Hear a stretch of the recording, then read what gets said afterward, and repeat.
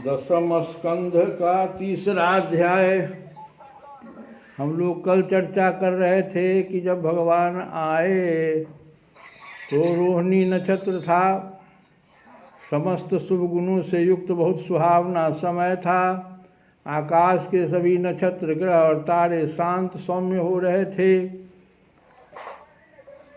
तो उसमें काल, दिशा, पृथ्वी, जल, नदियाँ, इन लोगों के बारे में कि किस प्रकार से पवित्र हो रहे थे। और आज हम लोग सुनेंगे कि कालिए दमन करके कालिए दह का शोधन, ग्वाल वालों और अक्रूर को ब्रह्म हृदय में अपने स्वरूप के दर्शन आदि संबंधी लीलाओं का अनुसंधान करके हृदयों में कमल के बहाने अपने प्रफुल्लित हृदय को ही श्री कृष्ण के प्रति अर्पित कर दिया। उन्होंने कहा कि प्रभु, भले ही हमें लोग जड़ समझा करें, आप हमें कभी स्वीकार करेंगे।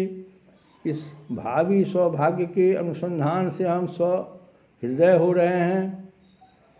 इस अवतार में श्री कृष्ण ने व्योमासुर, तृणावर्त, कालिए के दमन से आकाश, वायु और जल की शुद्धि की है, मृदु भक्षण से पृथ्वी की और अग्निपान से अग्नि की। भगवान श्री कृष्ण ने 2 बार अग्नि को अपने मुंह में धारण किया। इस भावी सुख का अनुसंधान करके ही अग्निदेव शांत होकर प्रज्वलित होने लगे। देवताओं के लिए यज्ञ भाग आदि बंद हो जाने के कारण अग्निदेव भी भूखे ही थे। अब श्री कृष्णावतार से अपने भोजन मिलने की आशा से अग्निदेव प्रसन्न होकर प्रज्वलित हो उठे। वायु, उदार शिरोमणि भगवान श्री कृष्ण के जन्म के अवसर पर वायु ने सुख लुटाना प्रारंभ किया, क्योंकि समानशील से ही मैत्री होती है। जैसे स्वामी के सामने सेवक प्रजा अपने गुण प्रकट करके उसे प्रसन्न करती है, वैसे ही वायु भगवान के सामने अपने गुण प्रकट करने लगे। आनंद कंद श्री कृष्णचंद्र के मुखार बिंद पर जब श्रम जनित श्वेत बिंदु आ जाएंगे, तब मैं ही शीतल मंद सुगंध गति से उन्हें सुखवाऊंगा। यह सोचकर पहले से ही वायु सेवा का अभ्यास करने लगा। यदि मनुष्य को प्रभु चरणार बिंद के दर्शन की लालसा हो तो उसे विश्व की सेवा ही करनी चाहिए। मानो यह उपदेश करता हुआ वायु सबकी सेवा करने लगा। राम अवतार में मेरे पुत्र हनुमान ने भगवान की सेवा की, इससे मैं कृतार्थी हूँ, परंतु इस अवतार में मुझे स्वयं ही सेवा कर लेनी चाहिए। इस विचार से वायु लोगों को सुख पहुँचाने लगा। संपूर्ण विश्व के प्राण वायु ने संपूर्ण विश्व की ओर से भगवान के स्वागत समारोह में प्रतिनिधित्व किया। आकाश की एकता, आधारता, विशालता और समता की उपमा तो सदा से ही भगवान के साथ ही दी जाती है, तो जब उसकी झूठी नीलिमा भी भगवान के अंग से उपमा देने से कृतार्थ हो जाएगी। इसलिए आकाश ने मानो आनंद उत्सव मनाने के लिए नीले चंदोबे में हीरों के समान तारों की झालरें लटका ली हैं। स्वामी के शुभागमन के अवसर पर जैसे सेवक स्वच्छ वेशभूषा धारण करते हैं और शांत हो जाते हैं, उसी प्रकार आकाश के सब नक्षत्र, ग्रह, तारे शांत एवं निर्मल हो गए। वक्रता, अतिचार और युद्ध छोड़कर श्री कृष्ण का स्वागत करने लगे। नक्षत्र, मैं देवकी के गर्भ से जन्म ले रहा हूँ, तो रोहिणी के संतोष के लिए कम से कम रोहिणी नक्षत्र में जन्म तो लेना ही चाहिए। अथवा चंद्रवंश में जन्म ले रहा हूँ, तो चंद्रमा की सबसे प्यारी पत्नी रोहिणी में ही जन्म लेना उचित है। यह सोचकर भगवान ने रोहिणी नक्षत्र में जन्म लिया। मन, योगी मन का निरोध करते हैं, मुमुक्ष निर्विषय करते हैं और जिज्ञासु बोध करते हैं। तत्वों ने तो मन का सत्यानाश ही कर दिया। तो इस प्रकार आकाश के सभी नक्षत्र, ग्रह और तारे शांत सौम्य हो रहे थे। दिशाएं स्वच्छ प्रसन्न थी। निर्मल आकाश में तारे जगमगा रहे थे। पृथ्वी के बड़े बड़े नगर, छोटे छोटे गांव, अहीरों की बस्तियां और हीरे आदि की खानें मंगलमय हो रही थी।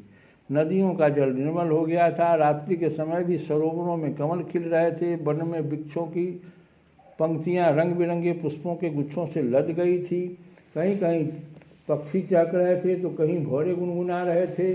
उस समय परम पवित्र और शीतल मंद सुगंध वायु अपने स्पर्श से लोगों की सुखदान करती हुई बह रही थी। ब्राह्मणों के अग्निहोत्र की कभी न बुझाने वाली अग्नियां जो कंस के अत्याचार से बुझ गई थी, वही समय अपने आप जल उठी।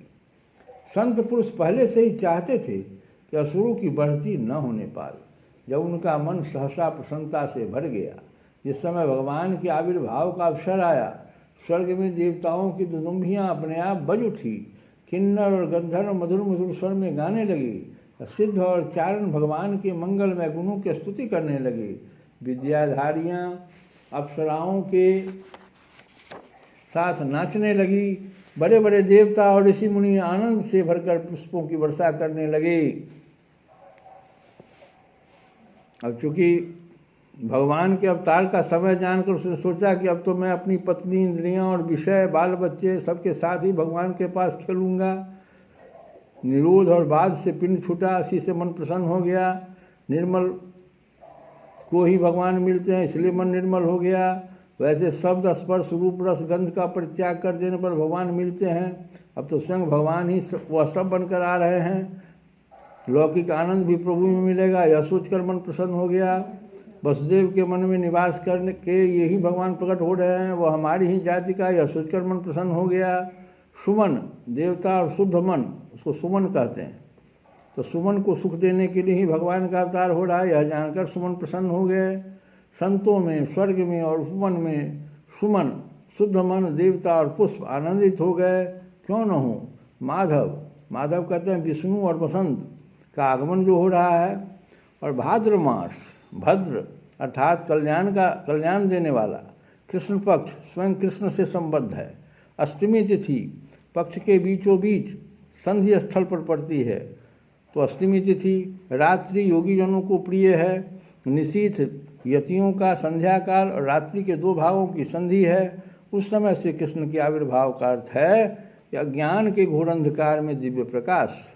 निशानाथ चंद्र के वंश में जन्म लेना है तो निशा के मध्य भाग में अवतीर्ण होना उचित ही भी है। अष्टमी के चंद्रोदय का समय भी वही है। यदि वसुदेव जी मेरा जात कर्म नहीं कर सकते तो हमारे वंश के आदि पुरुष चंद्रमा समुद्र स्नान करके अपने कर्क किरणों से अमृत का वितरण करें। ऋषि मुनि और देवता जब अपने सुमन की वर्षा करने के लिए मथुरा की ओर दौड़े तो उनका आनंद भी पीछे छूट गया और उनके पीछे पीछे दौड़ने लगा। उन्होंने अपने निरोध और बाद संबंधी सारे विचार त्याग कर मन को श्री कृष्ण की ओर जाने के लिए मुक्त कर दिया, उन पर न्यौछावर कर दिया। जल से भरे हुए बादल समुद्र के पास जाकर धीरे धीरे गर्जना करने लगे। जन्म मृत्यु के चक्र से छुड़ाने वाले जनार्दन के अवतार का समय था निशीथ, चारों ओर अंधकार का साम्राज्य था। उसी समय सबके हृदय में विराजमान भगवान विष्णु देव रूपनी देवती के गर्भ से प्रकट हुए। जैसे पूर्व दिशा में 16 कलाओं से पूर्ण चंद्रमा का उदय हो गया। श्री कृष्ण गोविंद हरे नाथ नाथ